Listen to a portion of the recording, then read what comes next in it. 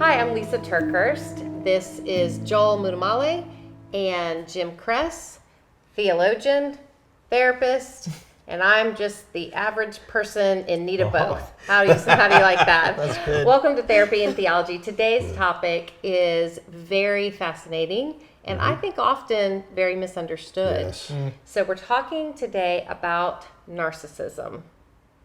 And when I used to hear this topic of narcissism before I started really studying it on my own and understanding it from both a theological and a therapeutic standpoint. I thought, wow, if there's a narcissistic problem, then that really equates to a problem with pride. So that's what I thought for a very long time. When in essence, the presentation may be pride, but that is not really what's at the core of narcissism. What's at the core of narcissism is shame. And that to me was very, very eye-opening. So just so you have a basic definition of what narcissism is, Jim, I'm going to give my stab at the definition, but I'm assuming since you're picking up your iPad, you have a very official definition of narcissism. Or unofficial. Or unofficial. Here we go. So just to lay the groundwork right from the beginning of our conversation, we've established that the root of narcissism is not pride. The presentation may be pride, but the root is shame. And so what's a good definition, Jim, for narcissism? Well, there's going to be an overinflated sense of importance. So coming out of that shame, which shame is, I'm bad. If you saw me, if you knew me, and I would even add, I'm empty inside. S-H-A-M-E, I say, shame is self-hatred at my expense. Shame, so I really don't love myself as much as it might appear. I hate myself. Wow. So there's a grandiosity and this emptiness that is inside that goes back clear to childhood when we have talked, and we'll talk on this podcast about the lack of healthy mirroring. The only mirror I have is really to hold my mirror up to myself and try to define myself by myself, in myself, to fill that emptiness when the problem is there's a hole in my bucket. I can fill with other people. We use the words we'll get into about people who are empaths or echoes in the original narcissist story, or someone who is a supply to that person, like Dracula needing blood. The problem is there's not enough supply. Emptiness, I have to keep filling up. So it's an endless loop for a person like that. It really is. I think one of the best ways to define narcissism is someone who will charm you close, but then emotionally just really, almost like you think about a vampire, sucking the life out of someone. Right. It is emotionally sucking the life out of whoever they pull close. So it's their charm that will pull you in, and whatever grandiose nature that they're presenting, Right. when you get charmed into that, it seems like the most thrilling existence that is around. It'll feel like the narcissist, which is classic, is actually filling you up. And they're very seductive and can be warm. And it feels like, well, you're making this about me. I get drawn in, kind of like the spider in the web, right? But when I get in, it was never about me. It will always be about the narcissist. But early on, it feels like you're filling me up. Not true. Feels like it, not true. Yeah, I was reading something recently, and the narcissist needs both a stage and an audience. Wow. And so the supply, or the person that's charmed into that relationship, Right.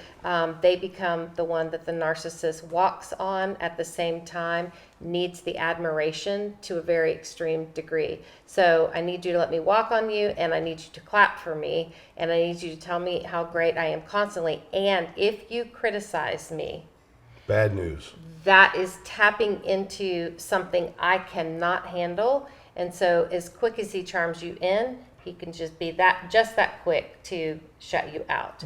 So there's a range, though, of narcissism. And I think it's important when you're defining narcissism to really talk about this range. And also I think it's really important at the very beginning here that we say, number one, we're not diagnosing anyone in your life with narcissism.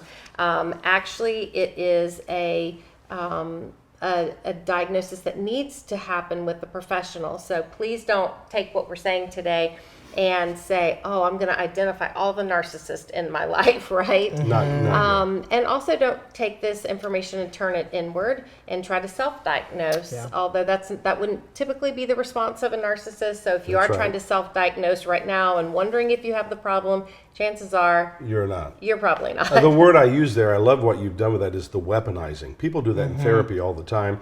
Lord knows they do it in theology. To kind of get a little learning, get a little something. Here's a diagnosis, get on the internet, read blogs, and they come out and become this closet or this armchair therapist in their diagnosis. You're a narcissist. There's not a person I've ever met, and I don't believe since Genesis 3 that ever existed, that didn't have a little narcissism in them. That's not narcissistic personality disorder. But there's a sense that I like who I am, and in this selfie generation, we've even seen in the last decade or two where song lyrics became far more, if you look, narcissistic, about me, less about other people, and then holding up that, getting the selfie. So our whole culture understands experientially some narcissism, not narcissistic personality disorder, or way over to sociopathy, being a sociopath. That's different. And this really isn't an issue of mental health. It's not just personalities that are set up for this. This is an issue of mental health. And just because you take a selfie doesn't make you a narcissist. That's right. So I just want to clear that up too. Please. Okay, so let's talk about this scale. Joel's like, whew. Because he takes a lot of selfies. No, I'm just thinking, recently, the new iPhone, literally, they have a slow-mo selfie. It's not just good enough to take a selfie. We got to do it in slow motion. And I think it has 3 cameras on it, too, doesn't it? For sure That's does. what I hear, so I may or may not have it. Anyhow, back to the podcast. That's okay, Joel. Yes. All right, so here we go. The range can be all the way from selfishness, which we can all demonstrate selfishness, to narcissistic tendencies, That's right. where maybe you have an unusual need for admiration a lot. And another classic thing with narcissistic tendencies is, while you need people to admire you a lot, you yourself have very little empathy toward other people. And again, just because you may be a person who struggles with empathy does not mean you have narcissistic tendencies. I'm just saying the way it presents, narcissistic tendencies, all the way then to the narcissistic personality disorder. That's taking that one step further in this continuum. And then all the way to the extreme end of the spectrum with no conscience, no empathy, and that would be sociopathic. Or psychopathic, either one, yeah. So, there's quite a range here. That's right. And so just and because... a very low percent, probably about 1% truly in culture, could be diagnosed with narcissistic personality disorder. I know all things are possible in Christ, in God. Yes. But in PD, narcissistic personality disorder, very little hope or research or evidence that person fundamentally changes with that. So it's a very low amount of people who have it. And there are things that we can get to later about what do you do if you are a narcissist, about how you learn to cope, let alone the power of what God can do. There is still a God in this factor. Yes. That's right. And I also don't want to pick on people who may struggle with, at times, being selfish, because, that's a presentation of a continued process of, you would probably say, sanctification. Yes. Or maturity, or, whatever. Different people have different ways that they present their issues. We all have issues.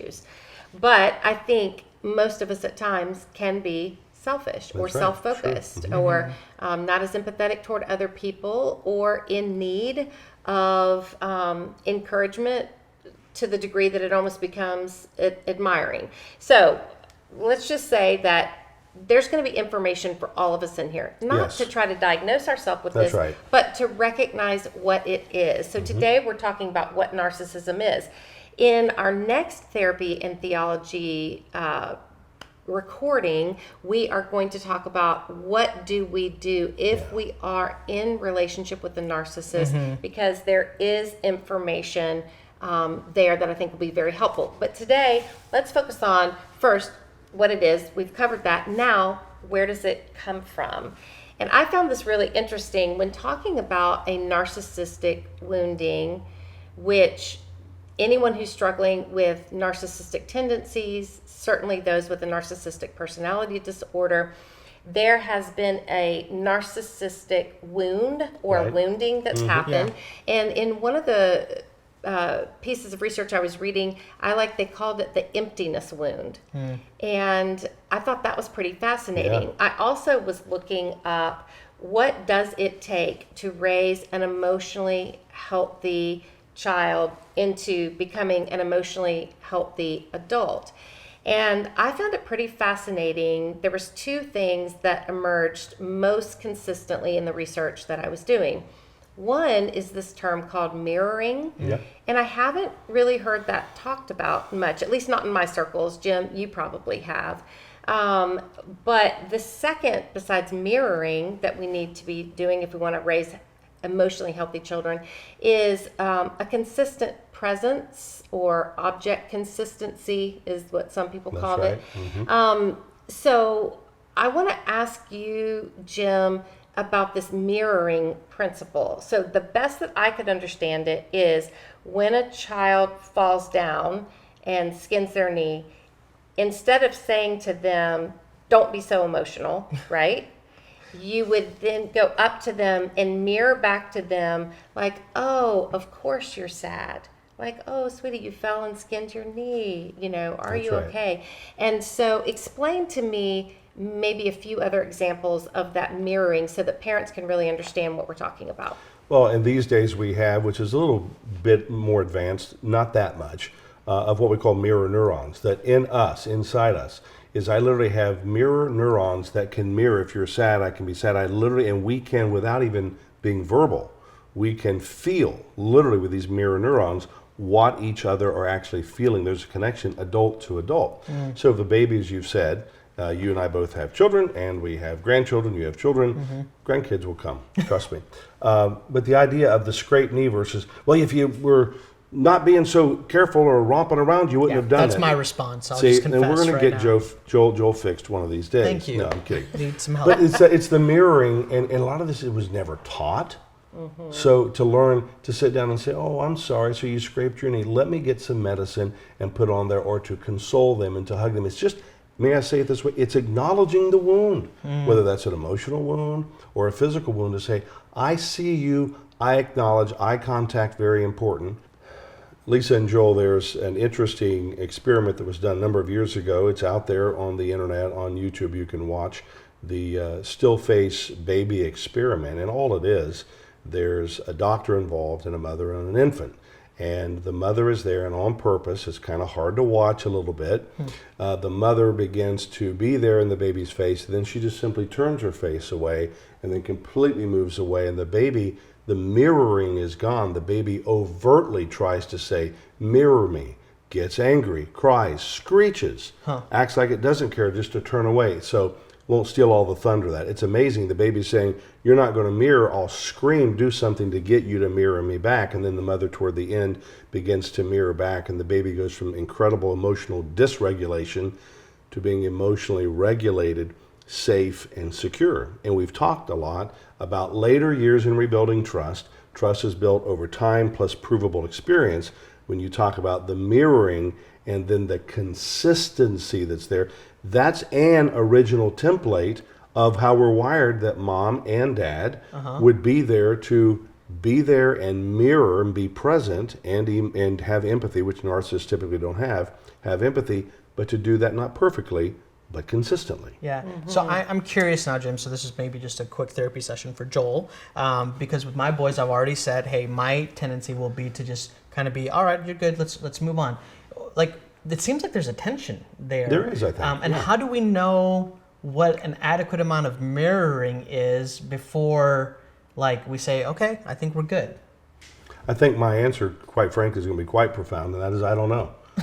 What I want to do is have both. I want to be able to mirror and know, as I see it, that there's a risk that I will either not mirror at all, just get up, rub some dirt in it, and move on. I know that mentality. To not mirror at all, or to mirror and almost like mirror on the wall and create little narcissists, which is in the narcissist research, that you overpraise, over-nurture. Doesn't mean everybody turns into a narcissist. So I think what you've said even earlier, to mirror And the other M that you used is to move on. Mirror it, and then to move on. You've already got the parameters set. So mirror some, and then move on and say, let's go over here and redirect. Yeah, that's so good. I think, Joel, you can think of it like giving your child enough empathy to let them like take a sip of water. Like that sip of water is really good, you know, and maybe they even need a cup of water. Right. But they don't need a pool, because in a pool you can, you know, if you're not careful, you can drown. It's the same water, That's good. right? Wow. Yeah. And so what we're ultimately trying to show our children or exemplify for our children is empathy. Because remember, that's what a narcissist is lacking. They're lacking empathy. So they weren't properly mirrored as a child. And the other component that's very typical for a narcissist is abandonment. They fear being abandoned so much. Well, think about the other thing, consistent presence, you know? And so that's what we're trying to give to our children, is an appropriate amount of empathy to show them how to be empathetic, and then also consistent presence, showing them you don't have to live in fear of being abandoned. Now, some children will have separation issues. That's not what we're talking that's about. right. But we're saying a consistent presence. I leave, I return. I tell you this, and I deliver this. You know, that consistency is really important. So when someone is now in their adult years and they're struggling with narcissism, we've talked about that a narcissist always has to have a supply. That's right. And what that supply is tell me who I am, and that it's good and great and amazing. Tell me who I am and tell me that it's good and great Wash, and amazing. rinse, and repeat. It's not just one time. That'll last you for a while. Continually. Yeah. And I found some research that when that narcissistic wound, or we called it the emptiness wound, when it's triggered, the narcissist will be desperate to find someone to give them an immediate supply of admiration. Wow. So that's kind of interesting. It also says that they will very quickly be enraged or act childlike. And Jim, I think you said at one point to me in some of our counseling that we will often act out at the very age where we were once wounded. Developmentally stuck. If you look at most narcissists that you will see, that I've ever seen, I have a sign in my office that says, how old would you be if you didn't know how old you are? And they will feel very young. And I think it is because developmentally they are very young at that moment. Well, and I think most of us, though, I mean, I don't think you have to be a narcissist to do this, you know? That's right. I mean, I can act quite childlike. I know I can. And if I get triggered, you know, I mean, I can pout, I can slam a door, you know, I can talk at an elevated pitch, you know, and I found that so fascinating that we'll often revert back to some age or stage of life where we experienced a pretty significant hurt or pain or trauma or wounding or whatever. And so our reaction will often be more childlike. But in the narcissist sense, they become enraged, depressed, childlike, and then they will often turn to medication or alcohol because the wounding is so painful and the shame runs so deep. So while they may project out a lot of pride, what they're experiencing inside is a lot of emptiness and a lot of shame of not having an identity of their own. And Lisa, with that, what we've talked about, this supply, remember, we all know this, with addiction, alcohol, drugs, whatever it may be, sex addiction, gambling, we could go right down the line, financial addiction, financial disorder we call it, tons of compulsive spending. I am able, as a narcissist in that moment, to guarantee my supply will never run out. Because I guarantee I can get enough alcohol and more, I'll get enough drugs and more. So it is that way to numb. It's still the same narcissistic wound, the hole in that person's soul.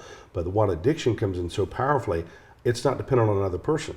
And again, not every addict is a narcissist. That is true. But we're just talking about what they do if they get triggered. That's right. Joel, what does this make you think of from a gosh. theological standpoint? I mean, there's so much. I don't know if we're going to have enough time right now. One of the big things that, as the both of you were talking about mirroring and presence, I wasn't even prepared for this, but overwhelmed with the reality that, my goodness, this is exactly what God has done for us in his son Jesus. Yeah. And because the language of God throughout the Old Testament and New Testament is Papa, it's Father. He's a good father who loves his children. Well, as a result of the fall, what God does is he sends his own son.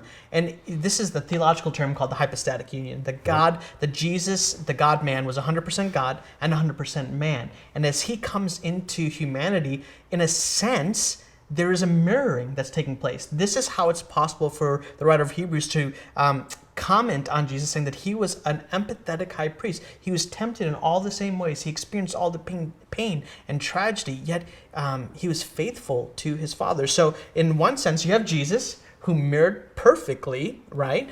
He even took the death that we were supposed to take on a cross upon himself. But then here's the other interesting thing. Talk about mirroring. Talk about My mirroring. goodness. Here's the other interesting thing. Lysa, you talked about presence, that there has to be a sense of presence. Well, isn't it so interesting that Jesus says it's important for me to leave so what?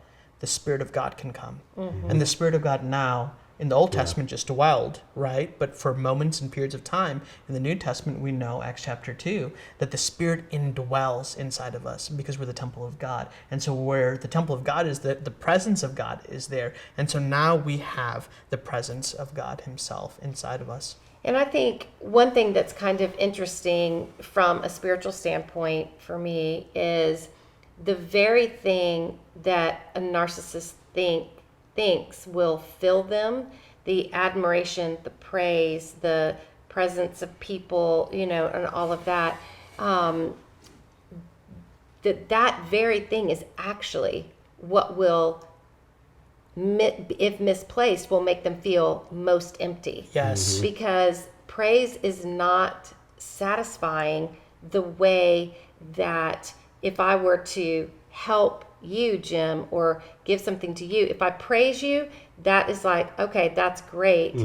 But if you were then to help me or do something for me and you become less and make someone else more, that's actually what's more satisfying. And that's exactly what Jesus modeled. Yes. Yeah. The people wanted to put Jesus on a stage with a spotlight and wanted him to be this triumphant person. Yeah. And Jesus, because of what we needed, we needed deliverance, but not just temporary deliverance. Yeah. We needed a reigning king, but not just a temporary reigning king. We needed a savior, but not just a temporary situational savior.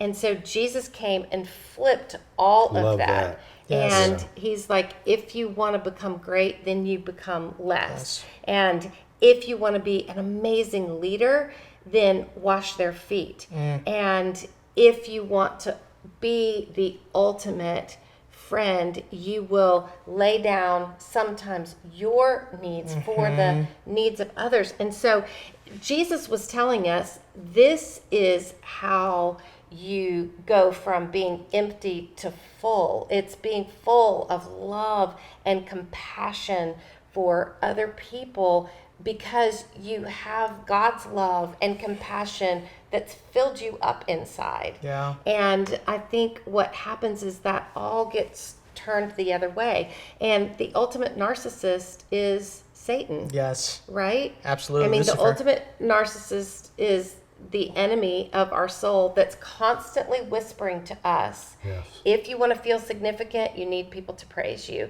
Yes. If you want to really make something of yourselves, then you need to be in the spotlight. And Jesus is like, no, that's the very thing that will empty you out even more. Yeah. Do what I modeled, and that is actually what will fill you out. It's really interesting in Scripture because if some of the Bible scholars and researchers now are probably listening and going, let me do a quick word search in the Bible and see if I can find narcissism in the Bible, right?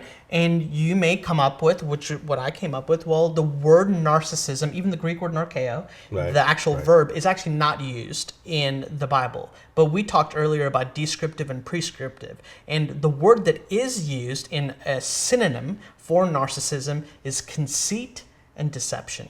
Don't have vain conceit and do not be self-deceived. And I was studying a little bit on this, and the idea of vain conceit, this is Galatians 6:3. If anyone thinks he is something when he is nothing, he deceives himself. That's a sense of conceit. All And narcissists are self-deceived in the secular research. That ties right into the so this Word is of God. amazing to me, right? So now as I got into this theological horror, I'm like, okay, what is this idea of deception and conceit? It's actually having wisdom in your own eyes. So now I go to Proverbs, and I just want to read some verses here. Proverbs 26:5. Answer a fool according to his folly, lest he be wise in his own eyes. Verse 12, do you see a man who is wise in his own eyes? There is more hope for a fool than for him. 16, the sluggard is wiser in his own eyes than 7 men who can answer sensibly. And then Proverbs 28:11, a rich man is wise in his own eyes, but a poor man who has understanding will find him out. And so there with the narcissist is this deception of self, that when they look and they reflect and they see themselves and they're like, oh, I've got total wisdom. And ultimately, going back to Jesus, the object that we revere will absolutely end up being what we reflect. So the antithesis of narcissism is Jesus. Rather than being self-focused, he's other-focused. And I love Hebrews 1:3. He's the radiance of the glory of God and the exact imprint. We've been talking about likeness and image. Jesus is the exact imprint of God's nature, and he upholds the universe by the word of his power. After making purification for sins, he sat down at the right hand of majesty on high. And this is who Jesus was. This is who Jesus is. And this is how he continually just advocates for us. Yeah. And I think it is important to say, because sometimes I'll hear people hear about different things like, why did God make someone that way? Right. So I think it's important to remember this narcissistic tendency, narcissistic personality disorder, it comes from a wounding, not from the making. That's right. And when we enter into this world that is sin-soaked, we're all going to experience wounds. But with the narcissist, it is a wounding that has completely emptied them out of any kind of identity. And from a psychological standpoint, Jim, we've talked before that small percentage that actually does have the diagnostic Criteria met for NPD. For narcissistic personality disorder. From a psychological standpoint, they will say, that is an illness, a mental illness they will deal with the rest of their life. You've said before you can teach them coping skills depending on their willingness. Yeah. But what I know is that the Savior of the world, if the problem is being empty, then and a lack of identity, the truest way to be filled up and have a brand new identity is in Christ. Yes. And I'm not saying, pray enough and you'll get healed. Oh, I know you too better. What I know you better I than that. am saying is with Jesus, there is always hope. And I think that's a good place to end today. So what a fascinating topic, right? Again, we're not talking about this because we want you to now go out and diagnose yourself or other people. But I think just creating an awareness that this is real. And it is something that the more we educate ourselves about different terms that we hear, we won't throw it around inappropriately. That's right. And we will remember if there's someone in our life that is struggling with an enormous sense of what you may have previously called pride, that's really a front for some deep, deep, deep shame and emptiness that they feel inside. And so maybe that can help us look at people previously who you thought they don't even deserve compassion and have more compassion for them. In our next Therapy and Theology episode, we are going to talk about what do you do when you have someone in your life that is demonstrating some of what we've talked about today. I think it'll be very, very important. Thanks so much for joining us.